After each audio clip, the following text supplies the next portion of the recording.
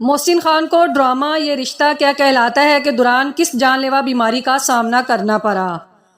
بھارتی ٹیلی vision industry کے مقبول drama serial یہ رشتہ کیا کہلاتا ہے کے اداکار محسن خان نے انکشاف کیا ہے کہ انہیں 31 سال کی عمر میں ہارٹ اٹیک کا سامنا کرنا پڑا۔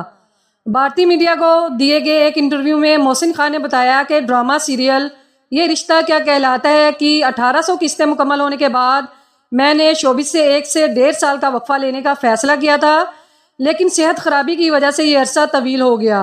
32 سالہ بھارتی اداکار نے کہا کہ میں نے اتنے لمبے عرصے کے لیے وقفے پر جانے کا نہیں سوچا تھا، تقریباً 1.5 سال کے لیے منصوبہ بندی کی تھی، لیکن اس کے بعد میں بیمار پڑ گیا، مجھے مائنر ہارٹ اٹیک کا سامنا کرنا پڑا۔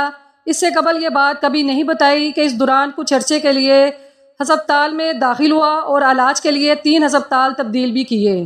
اداکار کے مطابق اس کے بعد میری قوت مدافعت کمزور ہوگی اور میں ہر چند دنوں میں بیمار پڑ جاتا، لیکن اب کافی بہتر ہوں۔ محسن خان نے اپنی بیماری پر مزید بات کرتے ہوئے کہا، اس بیماری کو الکوہول فیٹی لیور ڈیزیز کہا جاتا ہے۔ غیر اور کم مقدار میں لی گئی نیند، کھانے کی نامناسب مقدار اس بیماری کی وجوہات ہیں، جو کہ آج کے طرز زندگی کے لیے ایک عام سی بات ہے، لیکن ہمیں اس حوالے سے احتیاط کی ضرورت ہے۔